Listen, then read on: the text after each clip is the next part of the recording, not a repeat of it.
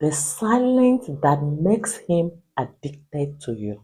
Mary used to argue with her husband all the time because her desire was to get the husband to understand that what he is doing is not good. Because this man was also an authority. I mean, somebody that insists on his own, somebody that wanted his own way. And Mary didn't know that the way to win this kind of war is not also to play the same game of this man. So they were always on a word war, like word. Who can speak more? Who can shout more? Who can talk more? And because of this, he claims right, he claims authority, he claims justification. So when he does things, he will stay out at night. He will keep late night. He will sleep away. And then he will not explain to the wife. When once the wife will come and ask him, what happened? Let's fight. After all, that is how we always do. Let's fight. They started a war. The fighting of shouting and quarreling and barking in the whole premises. In fact, everybody around that environment knows that Mary and her husband always quarrel. It now becomes the identity. And the funny thing is that the more Mary talks, the more she tries to make the husband understand that this lifestyle is not good, the more the man does it to pain her the more. Let her talk since she wants to talk. Let her shout since she knows how to shout. I will do it. Nobody can control me. You know that is the attitude of most men. Okay? Nobody can control me. And yet, Mary continued like that until one day she decided to try something different. Because she sees that she has been doing this for years, and instead of their marriage to get better, their marriage was becoming more worse and worse and worse. As at this point, they hardly talk to each other. They can keep malice, they can stay without talking to each other for months. And this was eating her up. Even her health was deteriorating. Her health was going down and down and down every day. And Mary decided to do something different. I believe it was the Holy Spirit that whispered this to her. Silence, silence, my daughter. You have been crying, you have been shouting, you have been talking. In fact, everybody in this street, this neighborhood knows that you are talkative because of your husband. Silence. Look at your health. You want to kill yourself? So she decided to do the silence. Not the bitter silence, but the calm, still, lovely, gentle in heart kind of silence. She confidently refused to chase. Stop chasing her husband. She stopped talking. She stopped begging. She stopped complaining. And then she decided to start living her life. And to her surprise, within a month, her husband started changing. He started talking to her with calmness too. He that always shouts, and when he comes, he will just say, hey, what do you need today? Take. I don't have. It was always so short, so straight to the point, no flavor in his tone with his wife. But within a month, this man was even the one that will come and ask Mary, how are you? Have you eaten? Do you need anything? I'm going outside. Oh, I want to pick something in grocery. Do you need anything? I want to order some meal. Do you need anything? It was even the one coming, pestering Mary, kind of. And Mary was surprised. Is this really my same husband? So this made her to understand that if we just take 1 month for this silence to make my husband to relax, for this silence is not pushing this man, then I'm going to go more in depth to how to use silence to deal with a difficult man. And that is what we are going to talk about in this video. So, number one, you need to realize that constant shouting and quarreling is only killing the desire. It's not solving any problem, child of God. If you keep explaining, you keep talking, you keep trying to know, you keep questioning, you keep bothering your husband, your words are going to start losing value. Your words will not hold any weight. When once you talk, it will start becoming like breeze in his ear. He will be so irritated that you are always nagging. And this will close his heart. This will close his mind. And he will not listen. Even though he's listening with his ears, he will not allow those things that you are saying to get into his heart. Remember the word of God in the book of Proverbs chapter 10, verse 19, where the Bible says, when words are many, sin is not absent, but he that holds his tongue is wise. I know you are a wise woman. So, my dear, what am I saying? Silence makes your word count. Another thing you need to know is that silence creates mystery that men crave. Men want new things, mystery things, things that are not easily gotten. When they feel they don't have full access, they cannot easily get your attention, they will now start paying more attention to that, to get your attention to know what is going on. So a man's heart will chase what his ears cannot hear. If you stop talking, he's going to wonder what is in your mind, why the silence, what you are up to. And this will make him sleepless. This will make him show more concern. This will make him to do what you normally shout for him to do and he refuse. Read the book of Proverbs 18, verse 15 for wisdom. For the Lord says, the heart of the prudent acquires knowledge, and the ears of the wise seek knowledge.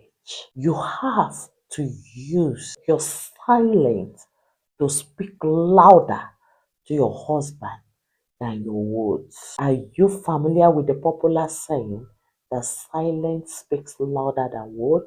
Do you believe in it? It is time to practice it and see if you will not enjoy its benefit. So what am I saying? Make your husband to work hard to know what your heart is saying. Yes. Another important thing you need to know is that silence shifts the power back to you. Yes. When you stop reacting, when you stop shouting, when you stop quarreling, when you stop begging and chasing, you control the emotional atmosphere.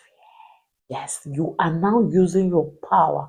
Men are not too emotional. So when once they are being pushed into that arena, they become restless. They will be suffocated. They will want peace. They will want to know what is going on. Yes. So what you need to do in this moment is to continue to use the word of God in the book of Proverbs 15 verse 1 that says that a gentle answer turns away wrath. Yes. That you are silent doesn't mean you should not answer him. I'm not saying that you should just shut down completely, that you don't talk to him, don't do anything. No. But you're going to just be answering him gently and few words like Jesus.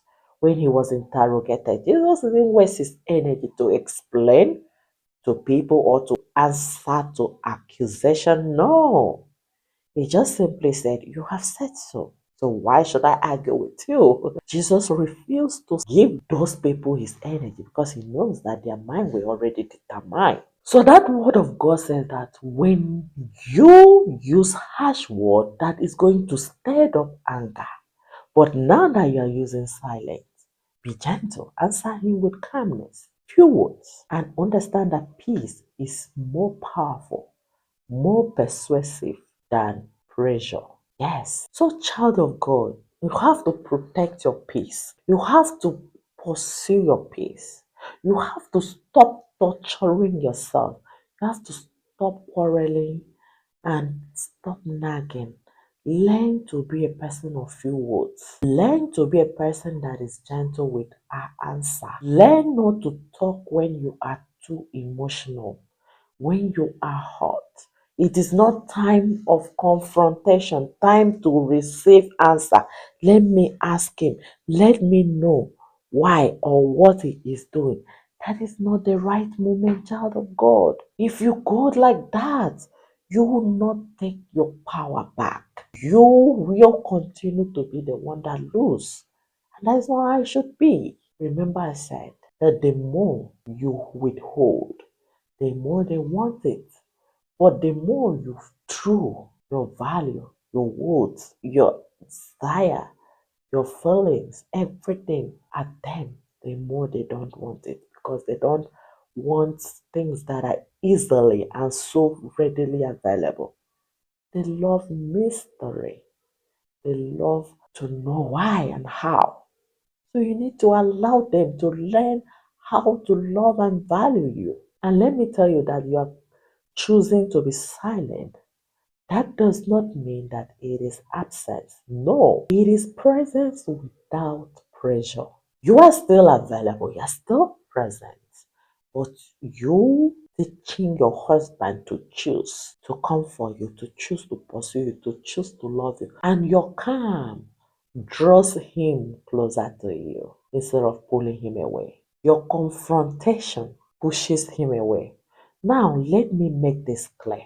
That I'm talking about silence now does not mean that when there is an issue, you should not iron it out. No, please, daughter of God, that is not what I meant. I am not saying that you should buckle in everything, that you should not express yourself. No, that is not what I am saying. I'm telling you that when you have seen that he is already high with his defiance, because especially at that act, when he's just finished doing that thing, he will be so ready for you. But once you see him like that, let him enjoy his moment first. Choose to withhold that performance that he is expecting you to perform because he wants you to be angry, wants you to come and shout and cry and beg and plead. Do not give him that time. Withhold it for a while to calm yourself down, to coordinate your thoughts, to gather facts so that when once you want to talk, you talk with wisdom as a wise woman. You don't just talk through your emotions. You talk with facts. So when you are silent at that time and he is done with his problem, you allow the day to pass by. Look for a good moment when you are relaxed and when you are sure of what you want to say and how to say them. And when he is in good mood, when his mind is not on that particular issue, go to him and tell him your mind. My dear, if you are very intentional about this approach and apply it for just 3 months, you'll be surprised the way your conversation with your husband will improve.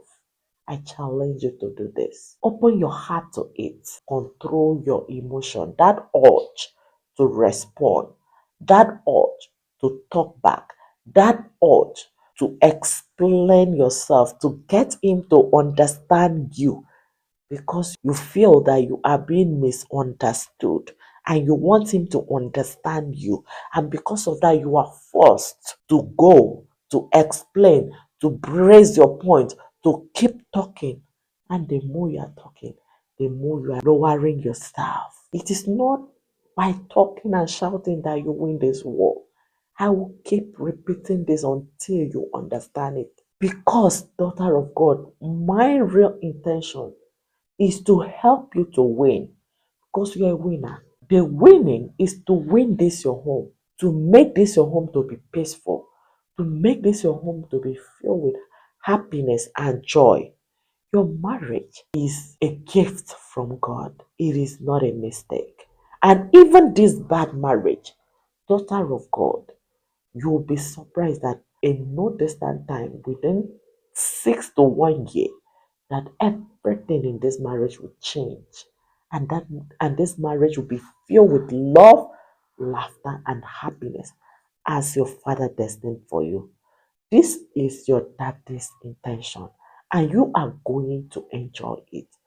Please, if you are far away from God, draw closer to God, because that is where your strength lies during this silent moment. You will really need God to empower you, to give you wisdom, to navigate this moment. Please, child of God, do not be far away from God. Reconnect to God. Pray. Fast for strength. Fast for wisdom. Ask God to give you clarity. You are a winner. Your husband is going to learn and love you and treat you the way he's supposed to. Your marriage is a blessing, as I said before. Always remember this and know that God loves you, and I love you too. Please, if you have derived any value from this video, remember to give it a like. Thank you. And share it to other women as well. See you in my next video.